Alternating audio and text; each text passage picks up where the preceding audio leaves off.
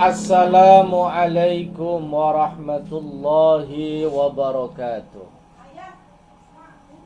Alhamdulillah wa syukrulillah wassalatu wassalamu ala rasulillah Sayyidina wa maulana Muhammad ibn Abdullah wa ala alihi wa sahbihi wa mawala amma ba'du. Para jamaah Facebook yang berbahagia,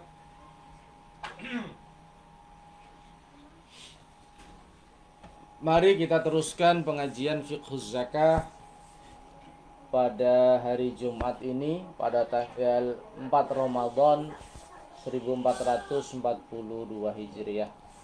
Semoga pengajian ini bisa istiqamah kita rencanakan sampai tanggal 27 Ramadan atas taufik dan hidayah Allah Subhanahu wa taala, dan semoga kita bisa menimba ilmu dari Al-Imam Yusuf Al-Qaradawi dalam kitabnya ini, karena seorang penulis itu tidak menulis di dalam kitabnya kecuali untayan-untayan mutiara yang penuh hikmah, yang penuh ilmu. Ila muallifi hadzal kitab asy-Syaikh Al-Imam Yusuf Al-Qaradawi wa jami'i masyayikhina wa asatidina wa bil khusus ila ruhi murabbi ruhina Asy-Syaikh Al-Hajj Ahmad Fayumi Munji Al-Hajjani wa Syekh Al-Alim Al-Hajj Muhammad Ahmad Sahal Mahfud, Syekh Al-Alim Al-Hajj Abdul Kamal, semua guru-guru kami, khususnya fi Matuli Aqala fi Madrasah Misbahul Ulum di Jombang. Lahumul Fatihah. Bismillahirrahmanirrahim.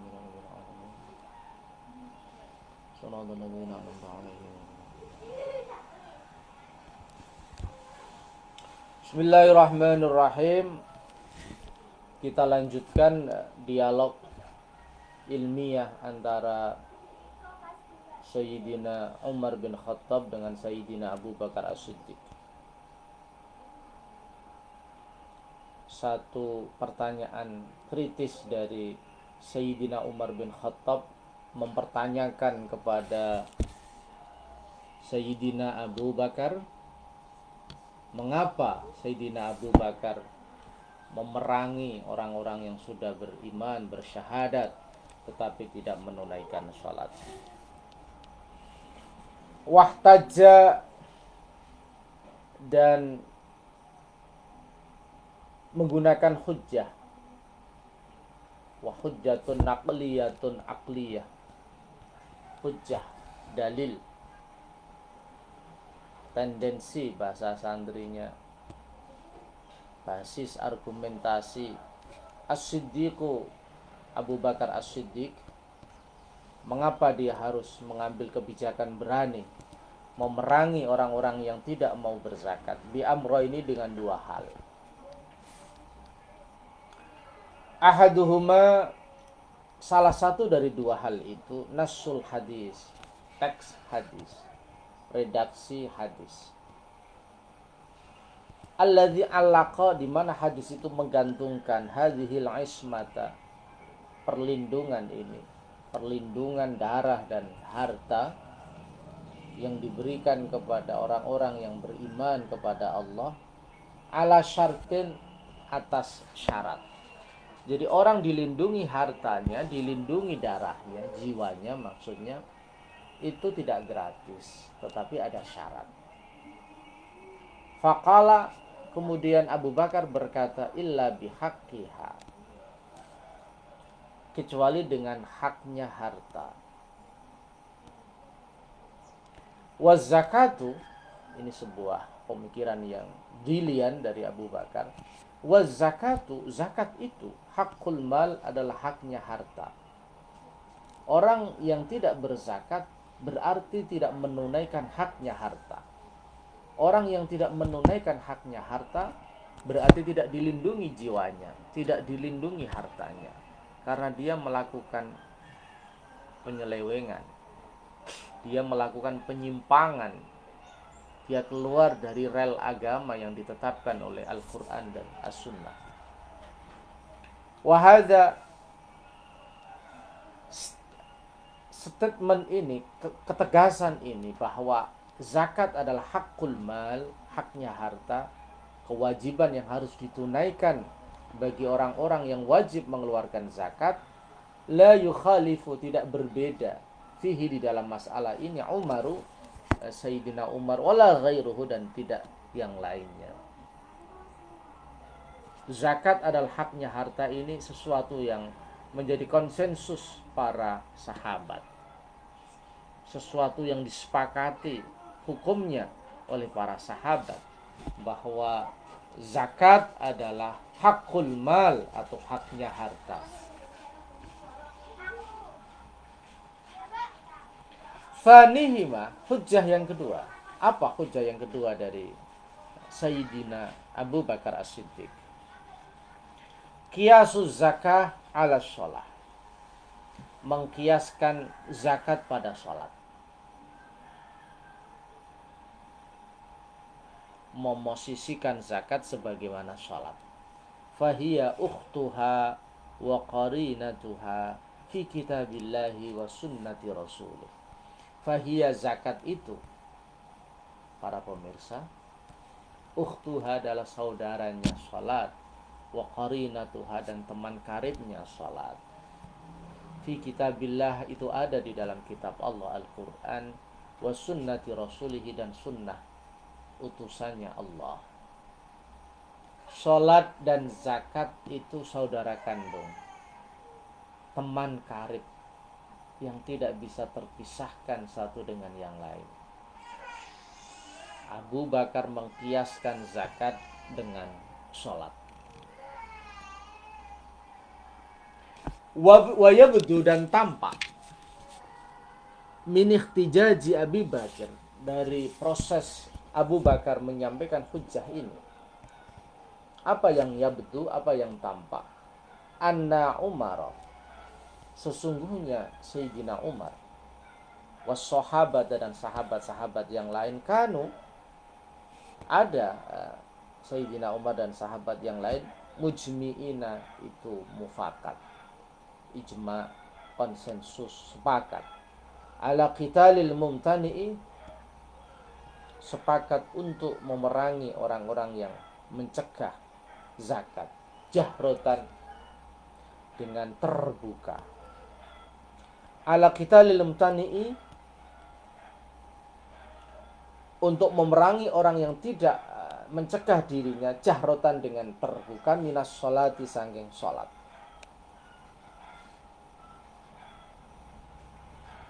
Farudda, maka dikembalikan, al-mukhtalafu, sesuatu yang diperselisihkan, fihi, di dalam sesuatu itu, dikembalikan ilal muttafaqi, kepada sesuatu yang disepakati, fihi, alaihi, pada sesuatu itu. Umar dan sahabat itu sudah sepakat bahwa orang yang tidak melakukan sholat secara terbuka itu harus diperangi. Makanya di dalam disiplin ilmu fikih kita, tarikus sholat, orang yang meninggalkan sholat itu ada dua, imma kaslanan wa imma jahidan. Imma kaslanan wa imma jahdan, ada kalanya malas, dan ini banyak sekali ya di masyarakat kita. Kalau malas itu ustutiba, disuruh bertaubat, dikasih nasihat yang baik, dikasih motivasi yang baik, dikasih doktrin yang baik. Setelah itu kok masih tidak melakukan sholat, uzira, ditakzir, dikasih sanksi yang mendidik. Tapi kalau tarikus sholat, orang yang meninggalkan sholat itu jahdan, karena dia menentang perintah ini, tidak percaya kewajiban sholat, maka dalam disiplin ilmu kita, tentu jalan yang pertama adalah istitabah, diminta bertaubat, diberi mau'idhah hasanah, ditutur yang baik, dikasih motivasi, dikasih terapi psikologis, dikasih panduan-panduan yang baik, dikasih takzir, pada akhirnya dibunuh, kutilah, dibunuh, jalan akhir, opsi terakhir. Jadi qitalul mumtani'i jahratan minas shalah, memerangi orang yang tidak sholat dengan terbuka, tidak sembunyi-sembunyi, itu disepakati oleh para sahabat. Falamastaqarra, maka ketika sudah tetap ingda Umar, di sisi Umar, sihhatu ra'i Abi Bakar, sahnya pendapat Abu Bakar, wa tabayyana, dan sudah jelas lahu pada Umar, sawabuhu, kebenaran pendapat Abu Bakar itu, taba'ahu ala qitalil qaumi, taba'ahu, maka Abu Bakar mengikuti langkah Umar mengikuti langkah Abu Bakar untuk memerangi kaum-kaum yang tidak membayar zakat. Wahwa makna qawlihi, ini adalah makna ucapan Umar, fa wallahi ma huwa illa an qad syarrahallahu sadra Abi Bakrin lil qital fa'araftu annahu al-haq. Fa wallahi, maka demi Allah, ma huwa, tidak ada keberanian kebijakan Abu Bakar memerangi orang-orang yang tidak berzakat, illa an qad syarha, kecuali sungguh Allah telah membukakan, melapangkan, Allahu sadra Abi Bakar, dada hati Abu Bakar, lil qital, untuk memerangi orang-orang yang enggan berzakat. Fa'araftu annahul haq, fa'araftu, maka saya tahu, annahu, sesungguhnya, berperang terhadap orang-orang yang mengingkari zakat, tidak mau berzakat, al-haqqu, itu sesuatu yang hak, sesuatu yang benar, sesuatu yang sesuai dengan perintah Allah dan Rasulnya.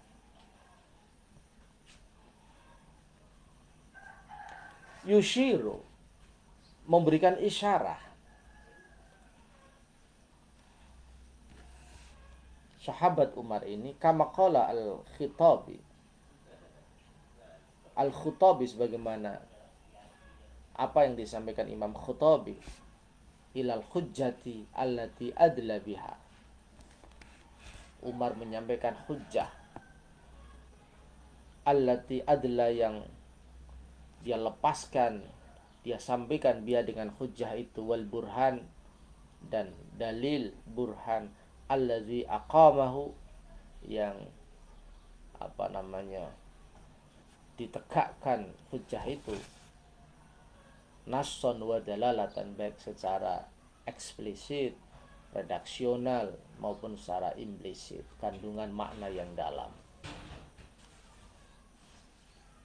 Jadi sahabat Abu Bakar di dalam memerangi orang-orang yang tidak berzakat itu punya dua hujjah. Hujjah yang pertama adalah hadis Nabi, illa bihaqqiha. Jadi hadis Nabi itu, umirtu an uqatilan nas hatta yaqulu la ilaha illallah, fa idza qaluha faqad asamu minni dima'ahum wa amwalahum illa bihaqqiha. Jadi haqqiha ini termasuk hakul mal.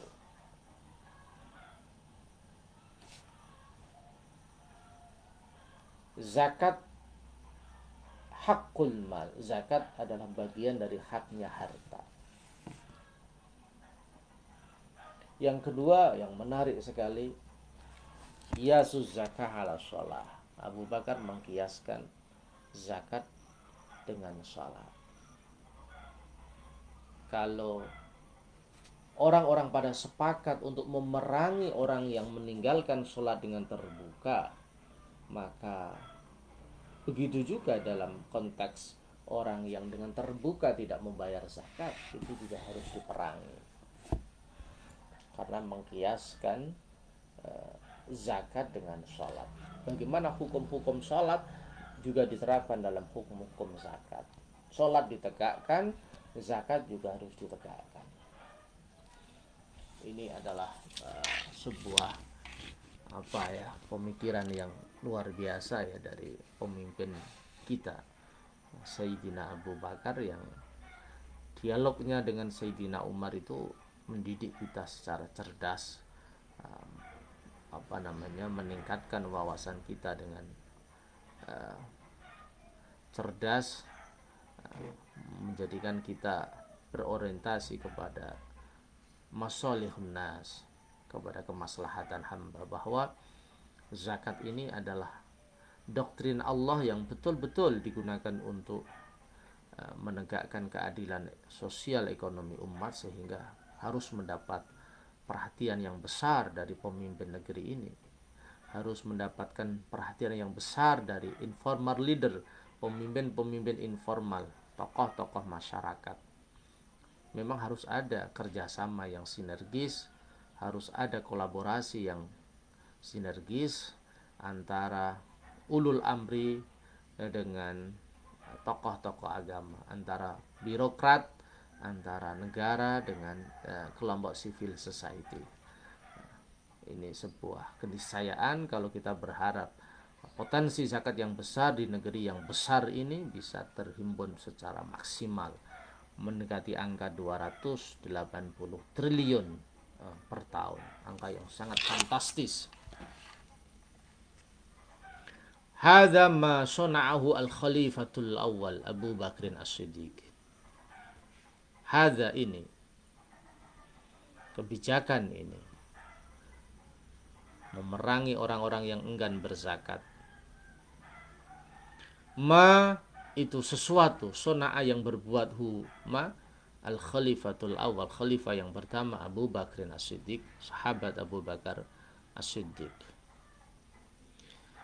Inilah kebijakan yang dilakukan oleh khalifah yang pertama Abu Bakar As-Siddiq, biman, kepada orang-orang asorro yang terus menerus melakukan sesuatu minal arabi, dari orang Arab, alaman izzakah, mencegah dirinya tidak mengeluarkan zakat. Orang yang membiasakan dirinya untuk tidak membayar kewajiban zakat. Ba'da Rasulillah, setelah wafatnya Rasulullah sallallahu alaihi wasallam. Wahada, kebijakan Abu Bakar ini yang tegas, memerangi dengan show of force, dengan kekuatan yang prima. Ma itu sesuatu, aqarra yang menetapkan, huma alaihi pada ini as-sahabatu, sahabat al-a'lam yang pinter-pinter. Kebijakan Abu Bakar ini didukung oleh mayoritas sahabat yang alim-alim, yang punya pemahaman yang mendalam terhadap Islam. Alladzina ajma'u ma'ahu ala qitalihim. Alladzina, orang-orang sahabat itu, ajma'u, di mana mereka sepakat, mufakat, konsensus, ma'ahu, bersama Abu Bakar, dalam hal apa? Ala qitalihim, untuk memerangi orang-orang yang mencegah dirinya tidak mengeluarkan zakat. Hatta man, sampai orang istabaha, yang samar orang itu, awal al-amri, pada pertama kali masalah ini muncul, fi sya'nihim, di dalam keadaan kondisi orang-orang yang membangkang, tidak mengeluarkan zakat.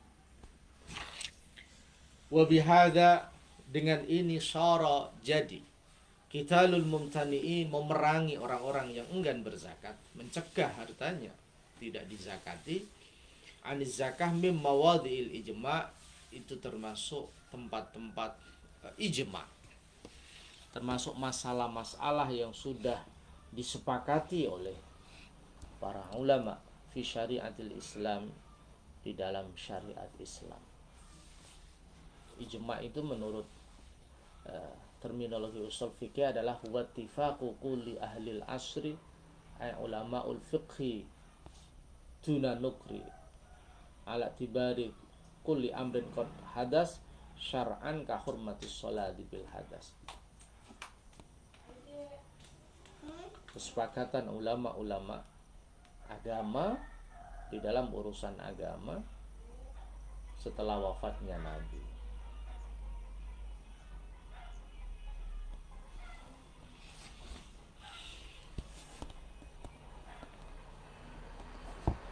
Ada ijma qauli, ada ijma' fi'li, ada ijma' sukuti, ada konsensus karena tindakan, ada konsensus karena ucapan, dan ada konsensus sukuti yang paling yang paling diperdebatkan yang sukuti. Ketika orang berbicara yang lain diam, dikatakan yang lain itu sepakat. Wa yahsulul ijma'u bil aqwali min kulli ahlihi wa bil af'ali wa haitsu ba'din haitsu baqihim fa'al wa bintisharin ma' sukutihim zuhar. Ini di dalam usul fiqih. Tentu kalau kita lihat proses dialog yang panjang ini, Sayyidina Umar representasi dari para sahabat yang lain, tentu ini adalah ijma' qauli yang kemudian ditindak lanjuti dengan ijma' fi'li. Artinya gagasan Abu Bakar ini kemudian didiskusikan dan kemudian diterima oleh para sahabat. Tapi ini menjadi kuat karena kemudian Abu Bakar menindaklanjuti ini dengan membawa pasukan untuk memerangi orang-orang yang ingkar berzakat. Apalagi ada unsur yang lain, yaitu orang-orang yang ingkar berzakat itu ada orang-orang yang mengaku sebagai nabi. Qala al-Imam An-Nawawi. Qala berkata al-Imam An-Nawawi, Imam Nawawi, imam yang luar biasa produktifnya, meninggal pada usia muda. Inspirasi kita, anak-anak muda, untuk berkarya secara produktif. Tidak usah melihat umur, karena Imam Nawawi pada usia yang sangat muda melahirkan karya-karya yang monumental, menjadi rujukan utama dalam mazhab Imam Syafi'i. Ada Al-Majmu' Syarhul Muhadzab, ada Rawdatul Talibin, ada Minhajul Abidin, ada Al-Azkar An-Nawawi, ada Syarah Muslim.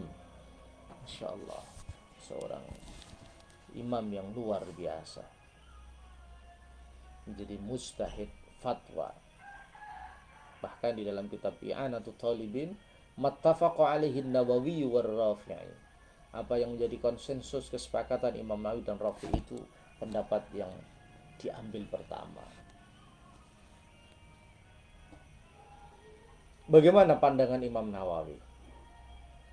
Iza mana'a wahidun au jam'un az-zakata wamtana'u bil qital wajaba 'alal imami qitaluhum lima thabata fi sahihain min riwayati Abi Hurairah anna sahabata radhiyallahu anhum ikhtalafu awalan fi qitali mani'iz zakah wa ra'a Abu Bakr radhiyallahu anhu qitalahum wastadalla alaihim falamma dhaharat lahum ad-dalailu wafaquhu fasara qitaluhum mujma'an alaih. Ini dalam Majmu' juz 5 Shahifah 334.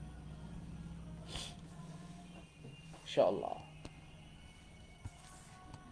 luar biasa ini apa yang disampaikan oleh Imam Nawawi, seorang ulama yang punya otoritas yang luar biasa dalam bidang fikih, seorang ulama yang ahli fikih dan ahli hadis.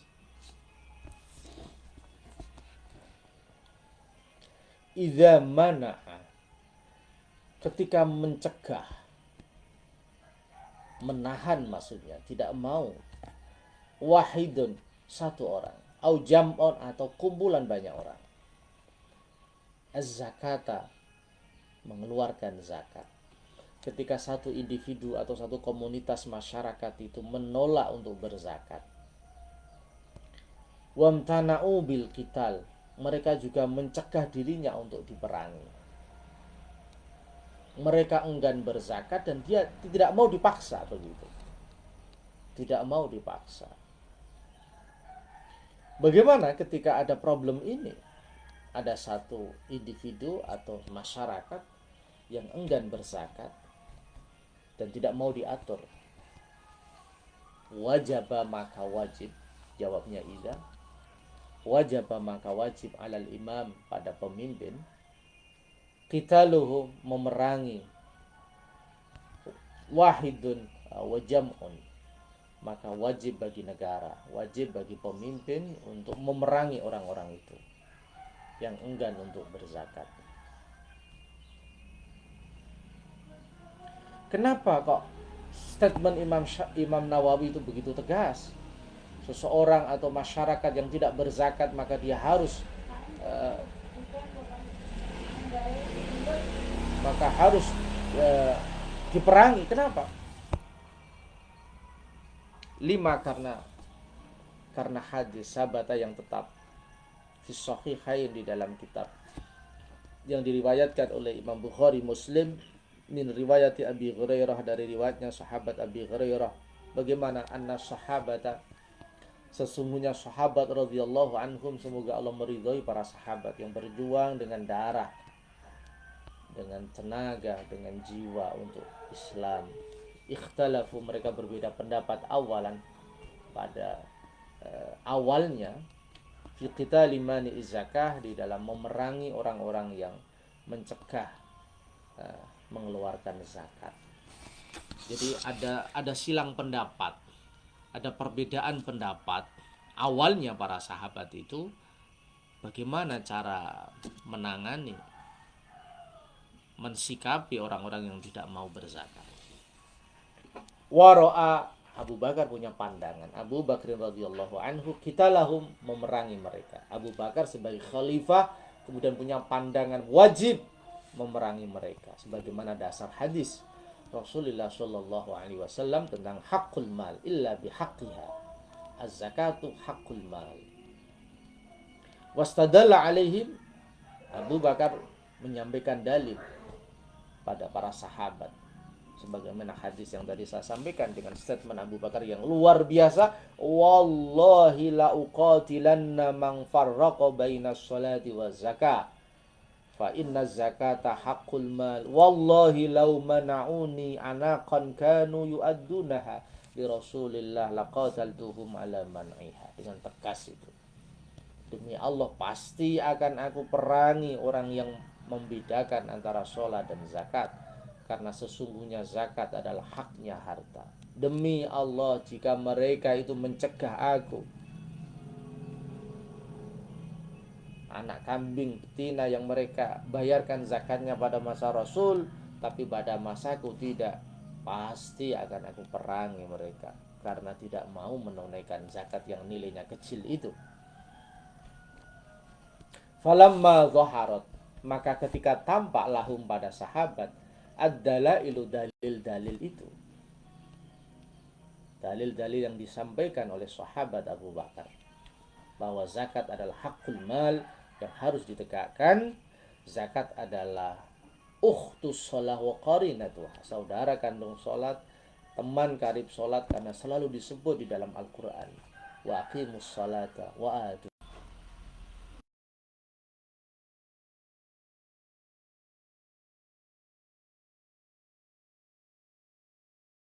menjadi konsensus para sahabat.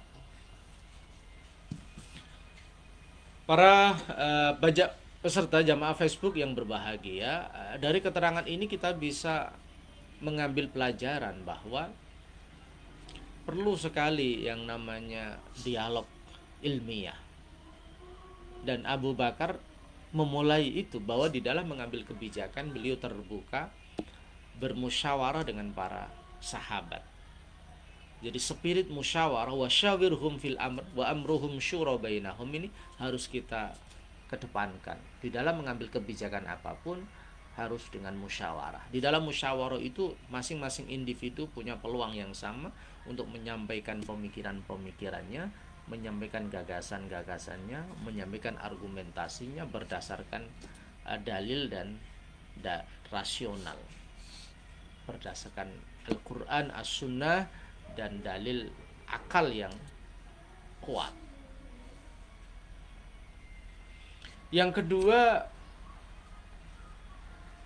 dibutuhkan keberanian seorang pemimpin di dalam mengambil kebijakan meskipun itu beresiko. Karena apa yang dilakukan oleh pemimpin itu akan menjadi inspirasi bagi pemimpin sesudahnya, generasi sesudahnya. Harus ada keberanian melakukan terobosan-terobosan yang kreatif, terobosan-terobosan yang transformatif, demi menegakkan agama Allah, demi menegakkan doktrin-doktrin sunnah Rasulullah Shallallahu Alaihi Wasallam.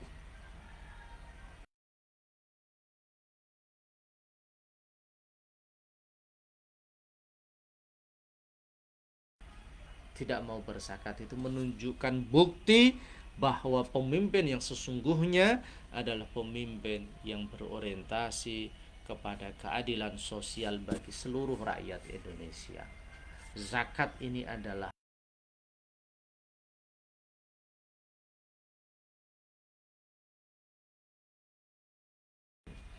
jadi pemimpin yang baik adalah pemimpin yang kebijakannya, keberaniannya itu berorientasi kepada kepentingan orang-orang fakir miskin, kepentingan orang-orang yang membutuhkan pertolongan.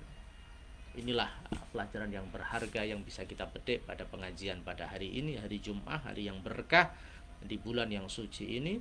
Semoga Allah Subhanahu wa taala selalu memberikan kita kekuatan, kemudahan, pertolongan untuk berada di jalan yang benar, menegakkan zakat dengan niat yang benar, niat untuk menjalankan perintah Allah, menegakkan sunnah Rasulullah Sallallahu Alaihi Wasallam, dan meneruskan perjuangan para sahabat, para ulama-ulama kita. Amin Allahumma amin. Lahumul Fatihah.